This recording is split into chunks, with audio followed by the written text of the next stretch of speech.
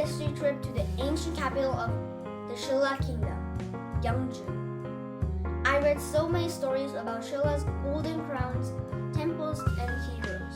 But today, I'm gonna see them with my own eyes. So, pack your curiosity everyone, and let's head to Gyeongju.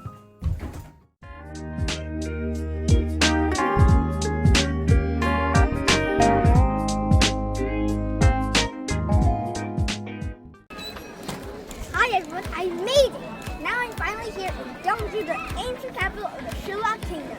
This is where kings once ruled, warriors trained, and golden crowns were buried beneath the earth. Every corner of the city shines with 1,000 years of stories. And the best part, we're going to explore it together. So today, we're not in a classroom, we're walking right through history. Let's explore the treasures, temples, and legends of the Kingdom of Gold and Salt, right here in Gyeongju. Are you ready? Let's begin our magical journey through Silla. Silla, from an egg to the unifier of three kingdoms. Today, we're going to see how Silla, a small kingdom that began from a magical egg, became the great unifier of the Korean peninsula. The shiny egg. 57 BC. A long time ago, people in Gyeongju saw a bright egg fall from the sky. When they opened it, a baby boy appeared, Baek Hyuk-se, the first king of Silla. People say he was sent from heaven and they followed him with great respect. That's how a tiny kingdom named Silla was born. Silla, small but strong. At first, Silla was tiny, surrounded by the powerful kingdoms, Baekje and Goguryeo. It was like being the youngest kid in a family of giants. But Silla had something special: unity, discipline, and big dreams. Little by little, it started to grow stronger and smarter. King Jinu, the expanded, 540 to 576. Then came King Jinu, one of Silla's greatest kings. He expanded Silla's land far and wide.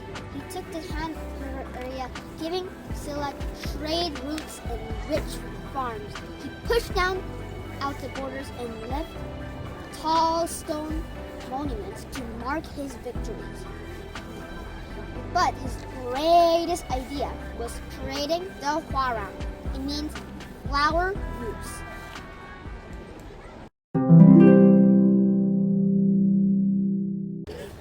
Hwarang.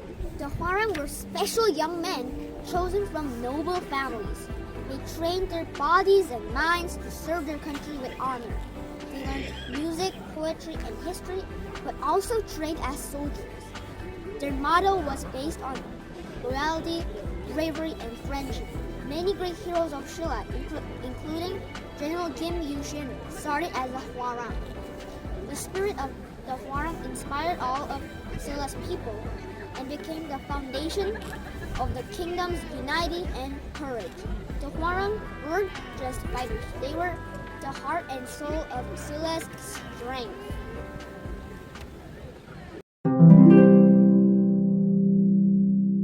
Kim Il-sung, the hero of Silla. Many years later, one of these Hwarang became a legendary general, Kim Il-sung. He was brave, smart, and loyal to the very end.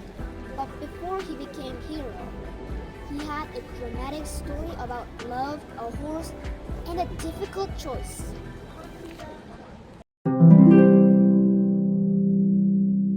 Story of Kim Il-sung and his horse. When he was young, Kim Il-sung fell in love with a beautiful girl named Chun Gwan-mia. He visited her often, but when his parents found out, they scolded him and said, "You must stop seeing her." So Il-sung promised to forget her. But one night after drinking, he rode his horse home. And guess what? The horse started running straight toward Chun Gwan-mia's house.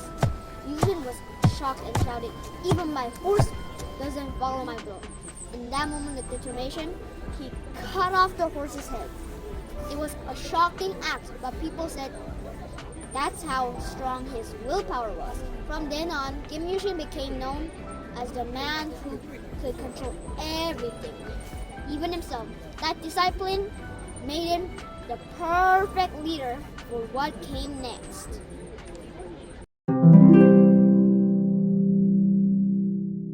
Trouble among the three kingdoms. Baekje was rich and proud. Goguryeo was strong and fierce. Silla was smaller, but smarter and united. Each wanted to rule all of Korea. War clouds began to gather across the land.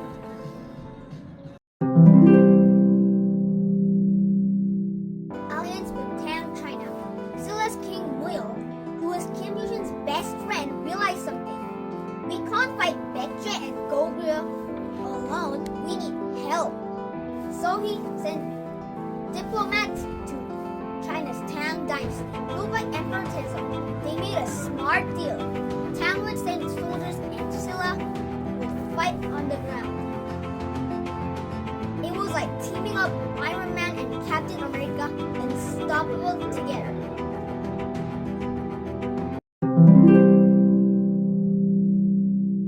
The fall of Baekje, 660 AD. In 660 AD, the Silla-Tang alliance attacked Baekje. Kim Il-sung led the Silla army, and Tang sent generals soothing Tang. At the Battle of Bangsangbo, Baekje's General Gebek fought bravely with only 5,000 men against Silla's 50,000. He never gave up, but was finally defeated. When Baekje's capital Sabi fell, King Uija surrendered. Baekje was gone, and Silla took its big step toward unification.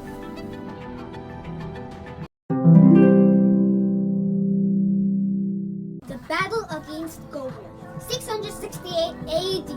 Now only one rival remained, Goguryeo in the north. It was strong, proud, and protected by its clever general, Yeongae Songmun. For years, Silla and Tang attacked, but Goguryeo stood firm. After Yeongae Songmun died, the kingdom weakened. Finally, in 668 AD, the united Silla-Tang army captured Pyongyang. Goguryeo collapsed, and the Three Kingdoms period came to an end.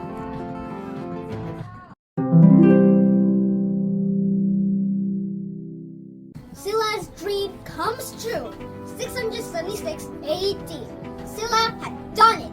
From a tiny kingdom born from an egg, it had become the first to unite most of Korea. But after the victory, the Tang army tried to stay and control Korea too. Silla said, "No way, this is our land."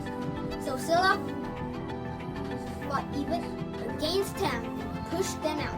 By 676 AD, Silla finally ruled its own united land, now called Unified Silla.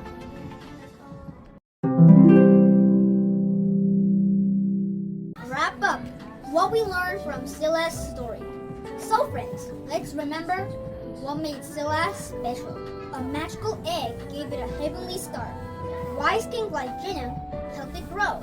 The Hwarang shaped its heart and loyalty and honor. Brave heroes like Kim Il-sung fought for unity, and teamwork with Tang China brought victories.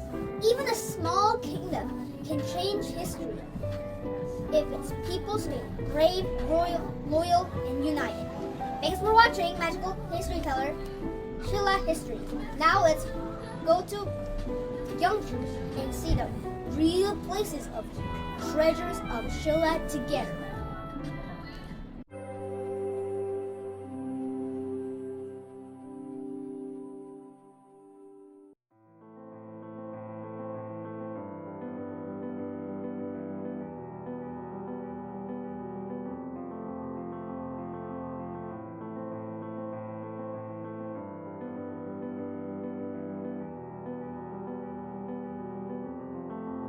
The Silla Golden Crown. Look! Behind me are the amazing treasures from the ancient Silla Kingdom. Do you see the golden crown? Made of pure gold, it's decorated with jade beads and tree-shaped branches. The tree shapes represent life and connection to the heavens. It shows how Silla people love nature and believe in harmony between heaven, earth, and humans. They were found right here in Gyeongju in royal tombs that are over 1,500 years old. And it shines brighter than any treasure in the world. It feels magical to see the real treasures in the very place they were discovered. Let's take a look more here.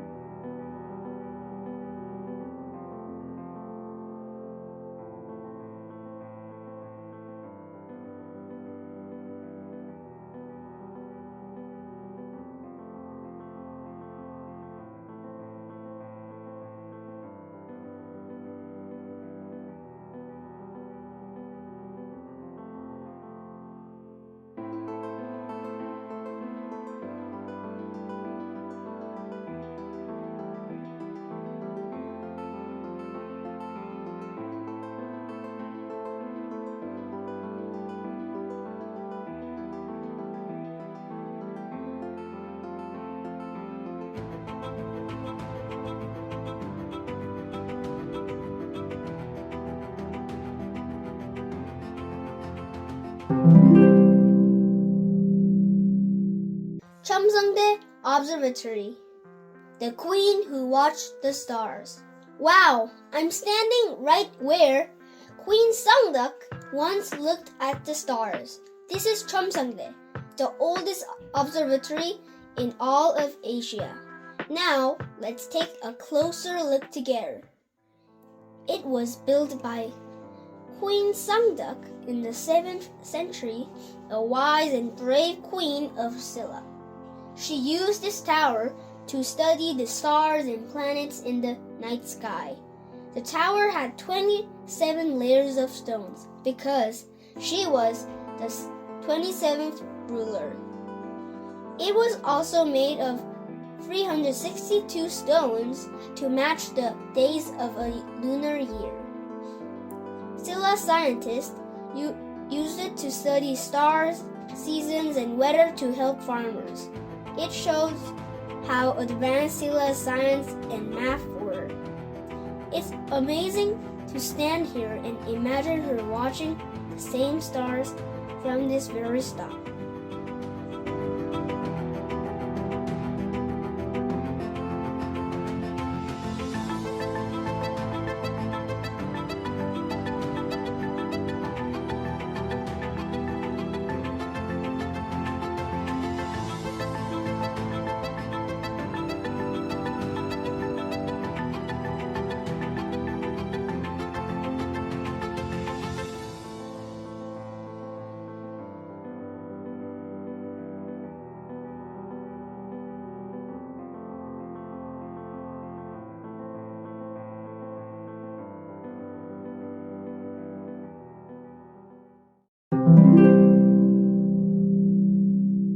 Cheomseong Tomb. Inside a king's tomb. Shh! I'm right in front of a real royal tomb. This is Cheomseong, which means the heavenly horse tomb. It was the tomb of a Silla king from the 5th or 6th century. Inside, archaeologists found a painting of a white horse flying through the sky. It shows the king's dream of going to heaven after death. They also found golden crowns, armor, and many treasures right here under this ancient mound. This tomb shows how powerful and rich Silla's kings were and how much they believed in life after death. It's amazing to be standing in the same place where history slept for over 1,000 years.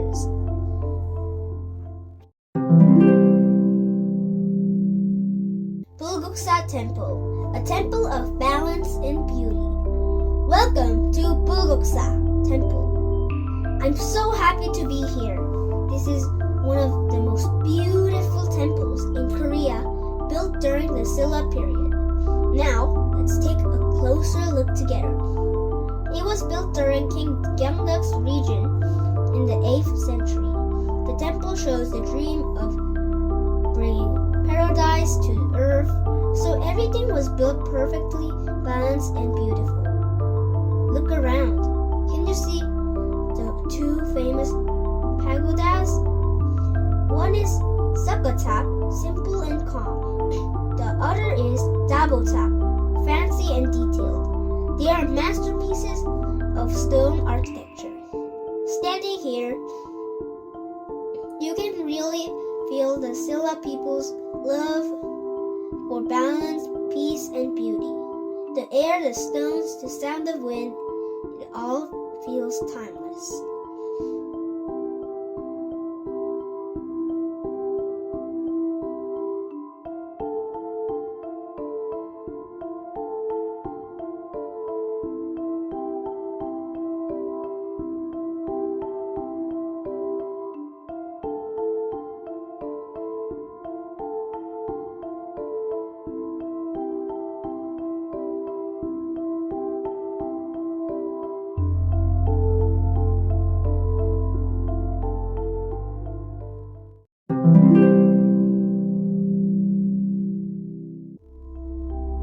Sakram Grotto. Here is Sakram Grotto, a man-made cave temple on Mount Toam. Inside, there's a huge stone Buddha sitting calmly, surrounded by beautiful stone carvings of disciples and gods. It shows the Silla's people incredible art and spiritual peace. Sakram and Bulguksa are now UNESCO World Heritage Sites.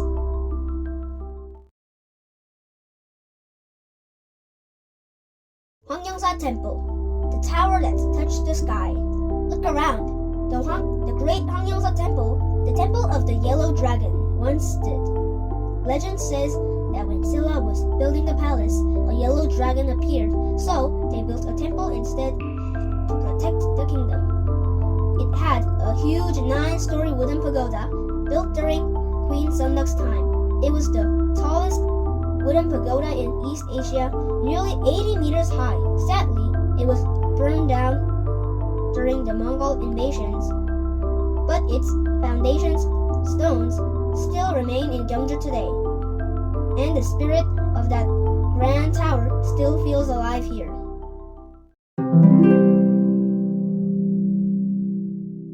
The legacy of Unified Silla. From temples and stars to crowns and tombs, Unified Silla left behind treasures that still shine today. These treasures show how Silla blended faith, science, and art into one golden world. When you walk through Gyeongju at night and see the hidden history shining under the moon, you're walking through the dreams of the Golden Kingdom. That's all for today's adventure. Thanks for watching Magical History Teller Gyeongju Special. It's been such an amazing journey walking through real history right here in Gyeongju. Don't forget to like and subscribe for more magical stories from Korea's past.